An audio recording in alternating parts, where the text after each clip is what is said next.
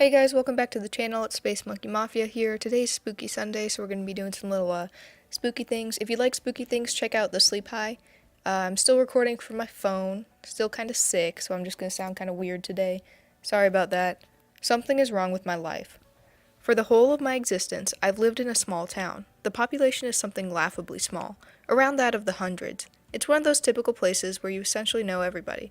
Although, it's definitely not like I know these people on a deep personal level. Yet, I can recognize every face. Nothing was out of the ordinary. Life was simple. I had a routine set up in my life. Each day I woke up, I went to school, slipped in some casual socializing, and then slept. That was my whole life. It was almost soul-crushing how plain my schedule was. It was all completely predictable, but it was mine. A part of me constantly wished for more. The most significant event in my life was a head injury I suffered a few weeks ago. Nothing major, not even that ended up being anything huge. Disappointing, really. It wasn't until the day that I noticed, the day it all changed. That day began the same way my mornings always did. I woke up to hear the sound of my alarm clock buzzing. Hearing that noise was enough to trigger a sense of dread inside me. School. Time for school. I groaned and dragged myself out of bed. The morning sky was dreary. It was raining. Great. At that point I was convinced I lived in the most bleak place known to man. The whole atmosphere was miserable in general, always the sign of a great day. Once I had gotten over the initial feeling of dread, I was consumed with the usual morning antics and then ventured to school. The walk to school was as equally depressing as everything else. The rain unleashed its wrath on me, leaving me drenched. The outside of the school was completely empty as I walked in, mostly due to the rain and the fact that there were only 5 minutes until the bell rang. A few random stragglers ran in front of me to race into the school before classes began. Inside the building, I was greeted by Sam. Sam was someone I'd known my whole life, the person you share everything with as a child. Yu-Gi-Oh cards, toys, secrets, you name it, maybe even baths. We don't really talk about those. He walked up to me and instantly I sensed something off. We exchanged our normal greetings and began to talk. With every sentence, I just knew it wasn't right. My lifelong best friend Sam wasn't Sam anymore. There was no sense of familiarity. He looked exactly like my Sam, but everything felt wrong. There was no exact reason I knew this, I just knew it. That boy standing in front of me was a stranger. I tried my best to continue my day as normally as I could, slightly afraid that if I were to let up that this Sam was an imposter, he'd hurt me. The minute the last bell rang, I sprinted home. One more minute in Sam's presence felt unbearable and terrifying. As I bolted through my doorway, I noticed an eerie silence in my house. The feelings of fear were soon replaced with relief as I heard the television. My sister was sitting on the couch. She was watching some pointless show, as usual. One of those shows where Becky totally betrayed Sarah by stealing her boyfriend. That kind of thing. Instantly, I felt relaxed. It's just Sam. It's just Sam, I reassured myself. I was mistaken. So very mistaken. Now it's not just Sam. It's my sister, too. Except, this isn't my sister. The very second she noticed I was home, she ran up to me smiling. I wanted to run. In that moment, I felt so tempted to sprint away, terrified by a 12-year-old. It was almost shameful. She looked like my sister, but every warm feeling she used to instill in me was now absent.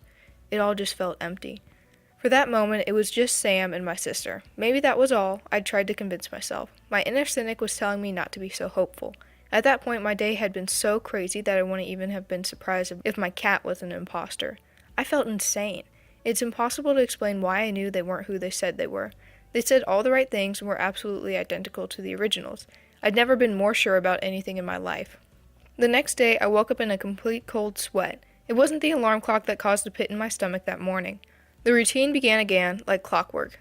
This time, it felt more like I was an unwilling participant, as if some unknown force was pushing me along, like a puppet on strings. Every day since the first one has felt like this. As time went on, life just got more and more unbearable. I began to alienate myself completely. There were strangers living in my house, trying to speak to me. I felt alone in my own home. They knew not only my personal details, but my secrets too. It had been a few weeks. I was wondering if maybe this had been going on for longer than I thought. Maybe it had taken until then to fully see. I didn't understand. They all looked exactly as they should. Yet, they were all frauds. It was impossible to know who I can speak to. What if they were one of them? It was not as if I knew who the mysterious them was, or why they chose me or my life. Every day I felt more and more insane. It was like slowly drowning. It's like they thought I'd just go with it. Was I supposed to go along with my life as usual? What if I'm expected to just accept that this is how it is now? I refuse to. They will not control me. Day by day, my life felt more and more like I was living the Truman Show. Definitely not as fun as I thought it would be. One by one, everyone was going to be replaced. I just knew it. There was no logical explanation for any of this. I needed answers. That was it. Something in my mind had snapped. Another moment of that torture just seemed impossible. Sitting there for one more second without doing anything felt unthinkable. Slowly, I began to edge towards my sister's room. The door creaked as I opened it. She stirred in her bed and I froze. Once I realized she was not awake, I continued moving. At that point, I had no control over my body. It was as if I was no longer in control. Once I zoned back in, I found myself smothering her with a pillow. Now that I had become aware of what was happening, I didn't stop. This wasn't my sister, not anymore. Her screams were muffled. No one in the house awoke. There was no one there to stop me. It was done. Then I started running and didn't stop. Not until I reached my target destination. My mind entered a sort of autopilot mode. Something I didn't even know existed within myself. I had been surprising myself a lot those days. Once I reached the back of the house, I started to climb the flimsy drain pipe attached to the wall. At the top, I noticed the window was shut. I lost my patience and smashed it. There went all hope of stealth. Sam awoke with a jump. His eyes filled with confusion once he saw me. "Why are you here? Why did you break my window?" he questioned. I said nothing as I continued to walk towards him. The second I was within arm's reach of him, my arms lunged out and grabbed him. He shouted and tried to push me off. This only tightened my grip on his body. My fist started hitting him, and the minute I began, I couldn't stop. "Who are you?" I screamed repeatedly. Sam began to sob uncontrollably, continuously telling me he had no idea what I was on about and that I was insane. Now I laughed. I became incapable of feeling sympathy for that imposter. He was not worthy of it. He was just a fake, I assured myself. At some point, I heard footsteps behind me, but I was beyond caring. The sounds of screams and cries filled my ears. Then I felt a bang and everything turned black. It was bliss. I had freedom, finally. I was alone. It didn't last long. I woke up in a room surrounded by people. The walls were strikingly white and so bright they hurt my eyes. Someone spoke, an unfamiliar voice. "I think it's time we had a chat," it spoke. I closed my eyes, and for a split second I was consumed by darkness again. If only I could have stayed there forever. Please help me escape this nightmare. Let's take a vote. Was it just the head injury causing the guy to go crazy?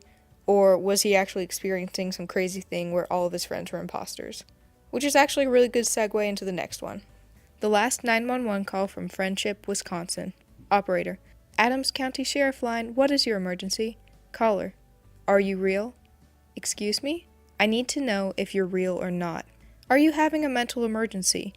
No, I am perfectly sane. Where are you, sir? I think I'm in Friendship. Are you having an emergency? Fine, yes, I am. You can talk to me. What can I do to help? I'm afraid no one can help. No one is who they say they are. Well, who are you? My name is Colin Shea. Hi, Colin. My name is Betty. You don't sound like a Betty. I promise it's my name. Betty O'Rourke. Irish? Guilty. Same here. So, tell me, Colin, what is going on? I don't know if you'll believe me. Heck, I don't know if you're even real. But if there's even a shred of hope, something to keep us alive, you have to isolate Friendship. Keep everyone out. The entire town? We are being replaced. We all are. I don't understand. Betty, have you ever seen someone on the street, and for a second they look just like someone you know, but then you realize the person you know lives far, far away, and there's no possibility this could be the same person? I suppose I have. I have been having the exact opposite feeling. For months now, people I know, people I recognize and grew up with, cannot be who they are. They are exact replicas, but they are not from here. They are from far, far away. What are you saying? My brother went out for coffee one day and came back as someone else. I know it isn't him. He is off. Wrong. I can see his eyes, and I don't recognize the person inside. Something has been replacing all the people in Friendship with replicas. Poorly made replicas, I guess. Colin, it sounds like you might be having a mental breakdown. I'm not breaking down, Betty. Betty? I am saner than I have ever been. I've been inside my house for a month now, Betty. Betty, I haven't seen another human in over a month. But my food has run out, and they keep knocking on my door, threatening to come in. They want to replace me, Betty. They want to replace... To be honest, I'm tired. No one believes me. I've had to color all of my windows, and I miss sunlight. Do you see the sunlight, Betty? It's after midnight. Joke's on me then. Can you tell me your address? I'll send someone over to help you. I'm going to die in here, Betty. You don't have to. You can unlock your door and get help. You know, I'm not supposed to say this, but I have mental health problems too. I see a therapist, and it really helps. I bet if you gave it a chance... I'm not crazy. Something is replacing the entire town, and I can't stop it. Okay, I'm sorry. No, I'm sorry. I shouldn't have raised my voice. You're all I have, Betty. I bet you have green eyes. Lucky guess. I wish I could have met you before this happened. I bet the real you is a good person. I am the real me, Colin. Are you the real you? I don't know. I've been having dreams where figures come into my room. They take hair and skin. I wake up with bruises. What if I'm a replica? Then let us help you. Do you hear the sirens? Yes, they sound close. They are there to help you. Will you come, Betty? Will you come help me? Even if I could, I'm allergic to cats. I never said I had a cat. Yes, you did. You told me the only living thing you see is your cat. No, I didn't. You're lying. Betty, you're lying. Open the door, Colin. You're not real. You're not real. Open the door. No, I would rather die in here. Then die. Betty. End of call. I love it because everyone in the comments is like, whoa, it's like Twilight Zone. And it really is. It kind of is. You know, they always have those cool little plot twists at the end of the Twilight Zone and all that stuff. It's kind of the opposite of the one right before it. It's kind of the only reason I wanted to do those two in tandem. Yeah, that about wraps it up for today. I hope you guys enjoyed the video. If you did, like, comment, subscribe, all that good stuff. Sorry the audio is still kind of off. I have ordered a new laptop. Should be here in the next couple of days. So hopefully the audio and everything will get back to normal soon. Anyway, thanks for watching. I really hope you guys did enjoy it. If you did, I'll see you back here tomorrow. Bye.